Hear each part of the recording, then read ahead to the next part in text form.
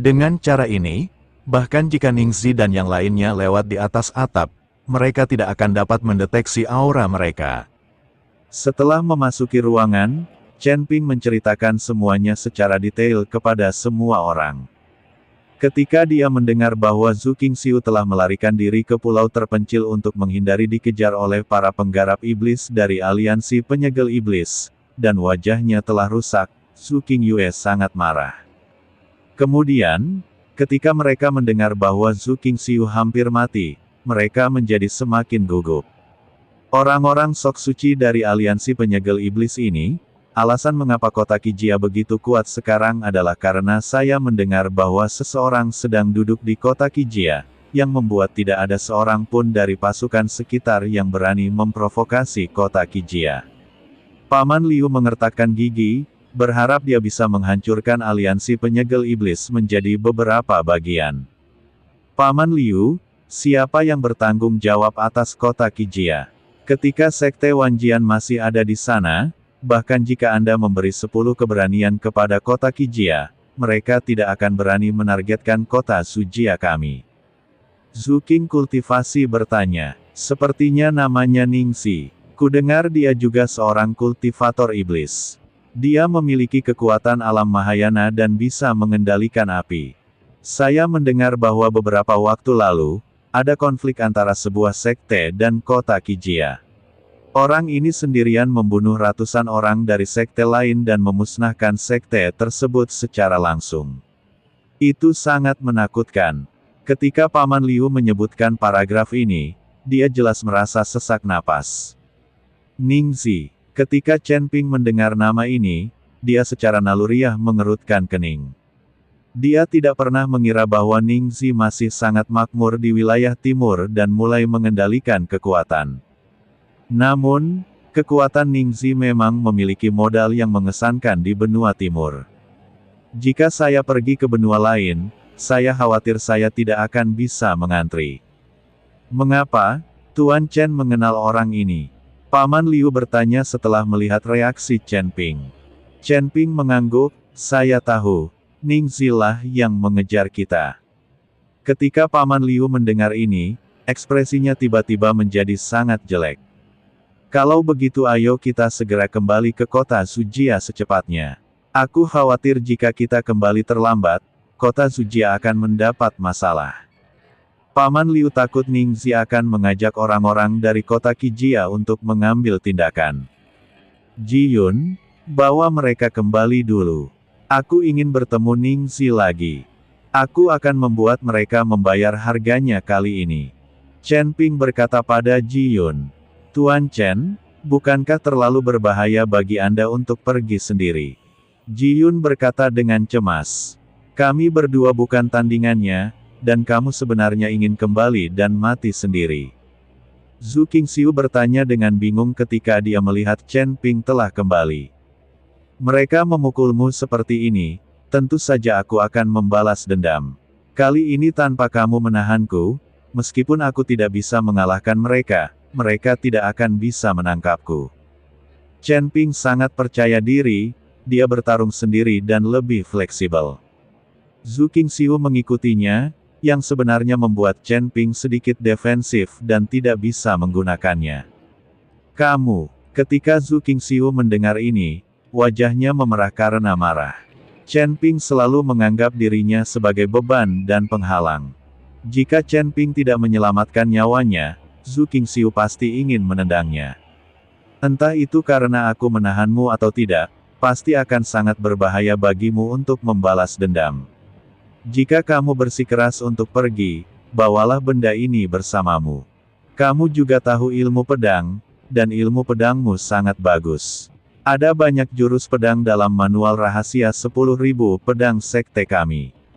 Itu tergantung pada seberapa banyak kamu bisa memahaminya. Zhu Qingxiu sebenarnya memberi Chen Ping rahasia sekte Wanjian. Ini, Chen Ping sedikit bingung setelah menerima buku rahasia itu.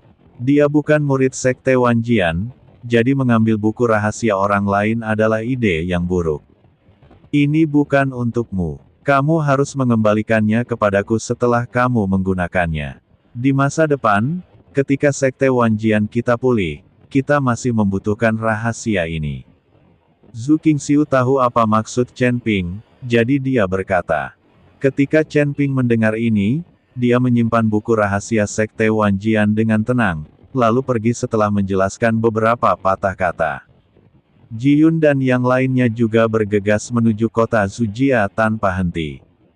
Chen Ping kembali ke Laut Mati karena dia tahu bahwa jika dia ingin membalas dendam pada Ning Zi dan yang lainnya, Laut Mati adalah pilihan terbaik. Jika dia harus berurusan dengan Ning Zi dan selusin pembudidaya iblis di daratan, Chen Ping tidak akan sebesar itu. Meskipun selusin pembudidaya iblis dapat memasuki Laut Mati dengan bantuan Ning Zi, mereka sepenuhnya mengandalkan perisai api pamungkas Ning Hai. Selama Chen Ping memecahkan perisai para pembudidaya iblis itu, mereka akan segera dihancurkan menjadi tulang. Kembali ke langit di atas Laut Mati, Chen Ping melihat sekeliling dan kemudian terjun ke dasar laut. Dia tahu bahwa Ning Zi dan yang lainnya pasti akan kembali ke daratan dari arah ini. Berjalan di dasar laut, Chen Ping mengamati topografi dasar laut, lalu menekankan tangannya ke tanah di dasar laut, merasakan atmosfer bawah tanah, dan mengangguk puas. Jika aura api di inti bumi lebih kuat, air laut akan menimbulkan lebih banyak kerusakan pada para pembudidaya iblis tersebut, tetapi tidak akan berdampak apapun pada Chen Ping sendiri. Apalagi medan di sini datar, dengan banyak puncak yang mengelilinginya. Lokasi di mana Chen Ping berada saat ini, jika tidak ada air laut, sepenuhnya adalah sebuah lembah. Dan beberapa dari puncak ini muncul dari laut membentuk sebuah pulau kecil. Jika Ning Zi dan yang lainnya lewat, kemungkinan besar mereka akan beristirahat sementara di pulau kecil ini.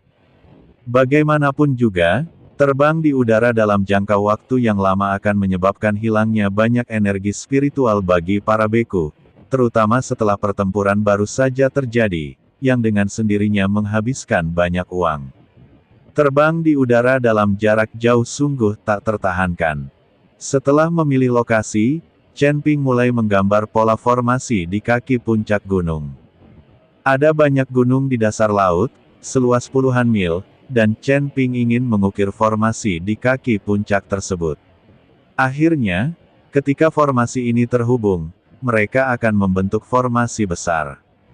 Formasi besar ini umumnya digunakan untuk melindungi sekte atau kota, dan membutuhkan kerjasama dari banyak master formasi. Bahkan jika ada banyak master formasi, akan memakan waktu 10,5 hari untuk menyiapkan formasi sebesar itu.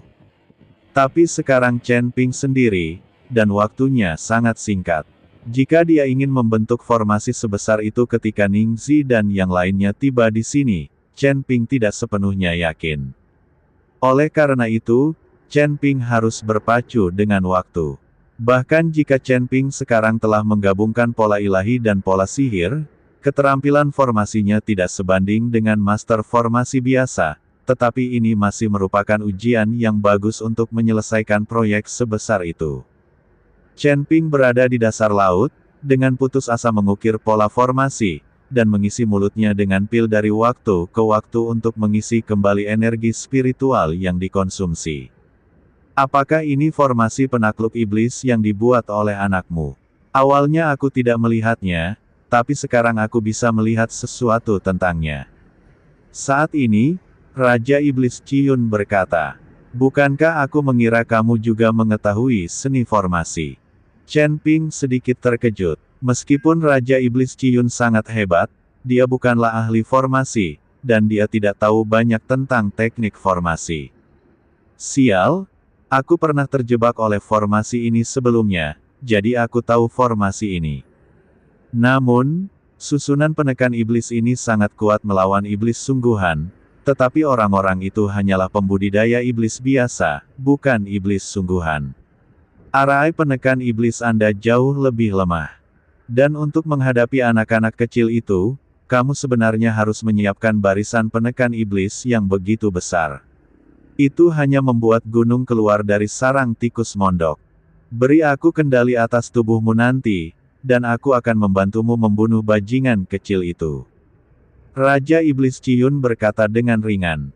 Chen Ping hanya memutar matanya dan berkata dengan marah, turunkan mereka dan bunuh para penggarap iblis ini. Mungkin aku tidak akan terluka.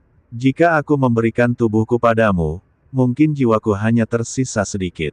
Meskipun Chen Ping sedang berbicara dengan Raja Iblis Ciyun, tangannya tidak berhenti dan dia terus mengukir pola formasi. Tahukah Anda bahwa mempertahankan formasi sebesar itu membutuhkan banyak sumber batu spiritual? Apakah Anda akan mengosongkan kekayaan keluarga Anda? Raja Iblis Ciyun bertanya, ada banyak batu api di dasar laut. Bagaimana saya bisa menggunakan sumber daya saya sendiri? Chen Ping sudah membuat rencana. Ada banyak batu api di dasar laut mati. Chen Ping dengan cepat mengukir pola formasi. Saya tidak tahu berapa lama, tetapi pola formasi terakhir akhirnya terukir. Saat Chen Ping melemparkan sejumlah besar batu api dari cincin penyimpanan ke dalam formasi, formasi tersebut mulai memancarkan cahaya. Sinar cahaya ini akhirnya terhubung bersama, dan seluruh susunan penekan iblis diaktifkan sepenuhnya. Potongan besar batu api memancarkan cahaya merah, hampir menutupi seluruh formasi. Anda harus tahu bahwa semakin banyak batu roh, semakin kuat pula formasinya. Kekuatan formasi tidak hanya ditentukan oleh kekuatan master formasi. Bahkan jika itu adalah formasi yang dibuat oleh master formasi teratas, jika tidak ada batu spiritual yang mempertahankannya, maka formasi ini tidak akan memiliki kekuatan. Tetapi melihat batu api di depannya, Chen Ping tidak puas. Karena dia tahu bahwa inti dari formasi itu pastilah batu roh terbaik. Bagaimanapun, dia menghadapi Ningxi dan selusin pembudidaya iblis kali ini. Chen Ping tidak berani ceroboh sedikit pun, dan dia tidak ingin membuat dirinya menyesal demi menghemat uang. Chen Ping mengeluarkan batu putih pucat dari cincin penyimpanan. Batu itu hanya seukuran kepalan tangan, tapi mengandung energi peri. Ini ternyata adalah batu abadi. Chen Ping menempatkan batu abadi di inti formasi, langsung membuat susunan penekan iblis memancarkan semburan cahaya. Setelah melakukan semua ini, Chen Ping berinisiatif membocorkan auranya terus-menerus. Dia ingin membiarkan Ningxi merasakan auranya dan kemudian mengejarnya. Dan di atas laut mati, Ningxi memimpin selusin pembudidaya iblis untuk mencari Chen Ping dan yang lainnya.